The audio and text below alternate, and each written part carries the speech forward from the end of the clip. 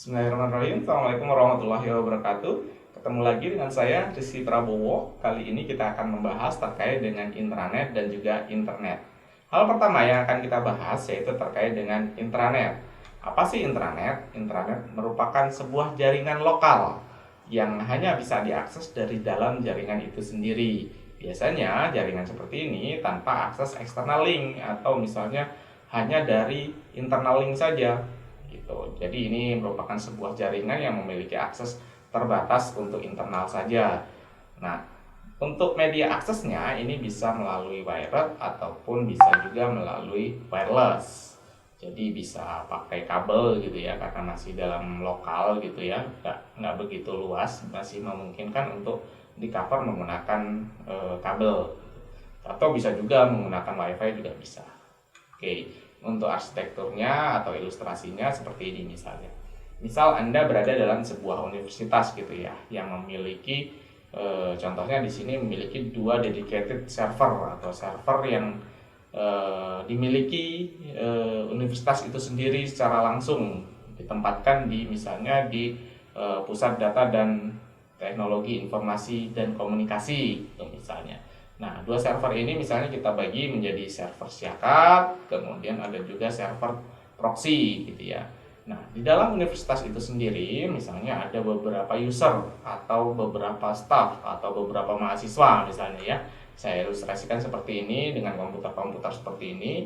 Nah, misal komputer-komputer yang di bawah ini bisa mengakses syakat dari internal ya. Ini linknya link internal ya. Misalnya seperti ini. Ya, diakses seperti ini. Nah, inilah yang disebut sebagai intranet atau akses dari dalam gitu ya. Tidak menggunakan external link atau tidak mengakses ke external link. Nah, akan beda ceritanya kalau seperti ini kasusnya. Nah, dari user-user ini ingin mengakses ke google.co.id ataupun misalnya ke detik.com. Misal, ini hanya contoh saja. Nah, seperti ini ilustrasinya misalnya. Jadi user-user ini akan mengakses external link melalui proxy server misalnya. Nah, ini yang akan diakses contohnya google.co.id ataupun detik.com. Nah, pada proses ini, si user mengakses ke proxy server. Nah, proses ini masih internal atau masih intranet disebutnya ya tadi ya, masih intranet. Begitu dia mengakses keluar ke google.co.id ataupun ke detik.com, nah ini sudah merupakan internet, sudah beda arsitektur atau beda istilah. Jadi karena dia mengakses external link, jadi disebut sebagai internet. Jadi seperti itu. Nah, untuk selanjutnya kita bahas lebih lanjut terkait dengan internet. Yang pertama yaitu terkait dengan DNS atau biasa disebut sebagai Domain Name System atau sistem penamaan domain. Nah, mungkin beberapa waktu yang lalu kalian masih ingat kita sudah belajar terkait dengan IP address. Contohnya seperti ini. Ada 178.32.20.201 gitu ya. Ada titik-titiknya gitu ya. Nah, ini berapa bit silakan Anda hitung sendiri.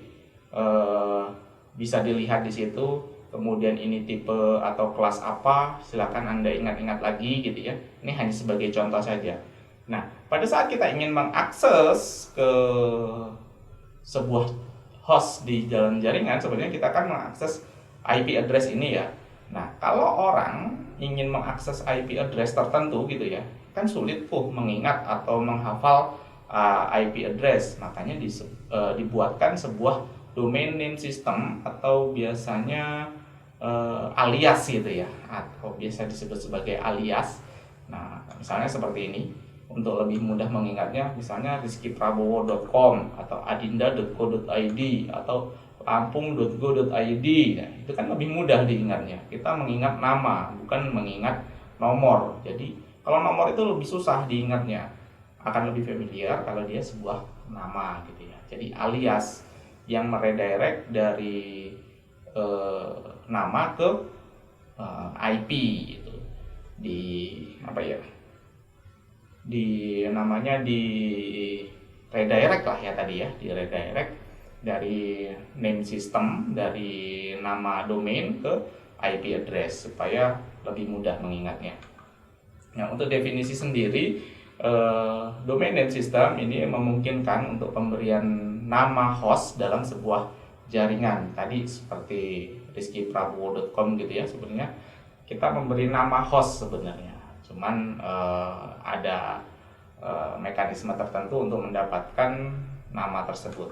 Kemudian domain name system ini merupakan sebuah database sebenarnya yang isinya daftar informasi dari sebuah host. Nah, ini untuk penamaannya ini diurutkan berdasarkan hierarki. Hierarki ini maksudnya seperti ini. Contoh, ada top level domain atau domain utamanya gitu ya. Misalnya google.com misalnya. Nah, nanti di bawahnya ada subdomain, misalnya drive.google.com. Nah, itu subdomain. Kalau yang drive.google.com itu subdomain namanya. Untuk pengelolaannya ada yang disebut dengan istilah name server. Nah, name server ini merupakan mesin pengelola DNS. Nah, ini tugasnya itu menerima permintaan dan mengalihkan nama domain ke IP address tadi, karena alias yang kita akses jadi diredirect oleh si name server ini sendiri.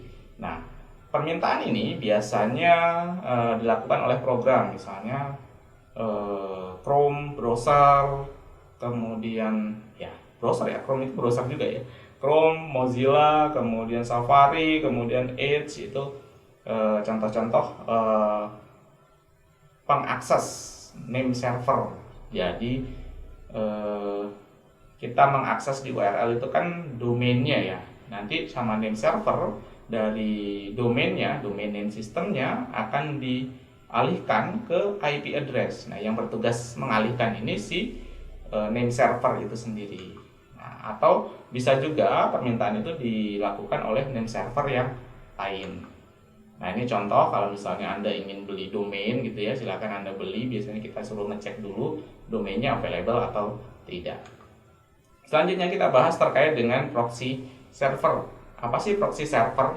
Ini lebih mudahnya kita sebut sebagai pihak ketiga atau perantara atau maklar gitu ya.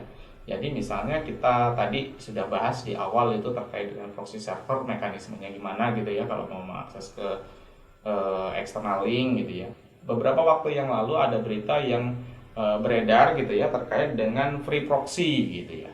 Nah, itu juga sama, konsepnya sama, bahwasanya kita mengakses melalui pihak ketiga, mengakses sebuah link gitu ya melalui pihak ketiga. Nah, manfaatnya seperti apa? Ini sebenarnya bermanfaat untuk menyembunyikan server dari akses langsung. Ini bermanfaat bagi server. Tidak hanya bagi server, sebenarnya bagi usernya juga bermanfaat, karena antara pihak pertama dan pihak kedua itu tidak berkaitan secara langsung, jadi dihubungkan oleh pihak ketiga gitu. Nah, ini mempercepat akses. Kenapa? Karena kita pada saat ingin mengakses sebuah server, sebenarnya kita hanya melakukan permintaan ke proxy. Nah, proxy lah yang akan mengakses ke server, jadi akan lebih cepat, otomatis jalurnya lebih pendek, dan kita hanya mengakses ke proxy itu. Kemudian membatasi akses tadi misalnya untuk perlindungan lah, membatasi akses itu ya. Kemudian melindungi privacy gitu ya. Kemudian memblokir alamat tertentu. Ada yang berpengalaman dengan hal semacam ini gitu. Ada ya yang mulai ketawa-tawa, yang mulai senyum-senyum. Mungkin Anda pernah mengalami hal-hal seperti ini. Misalnya domain Anda di-suspend, diblokir oleh Google. Nah, berarti Google kan punya proxy tuh untuk membatasi hal-hal tertentu gitu. Nah, untuk arsitekturnya secara umum seperti ini. Misalnya ini komputer Anda gitu ya di rumah, kemudian ada sebuah proxy. Proxy ini biasanya dikombin dengan firewall, dengan gateway dan seterusnya. Kemudian ini ada sebuah server gitu ya yang ingin Anda akses. Jadi sama dengan yang di awal tadi, mekanismenya dari komputer ke proxy server ke server, begitu juga sebaliknya. Oke, itu saja yang bisa kita bahas kali ini terkait dengan intranet dan internet. Sampai ketemu di pertemuan selanjutnya. See you!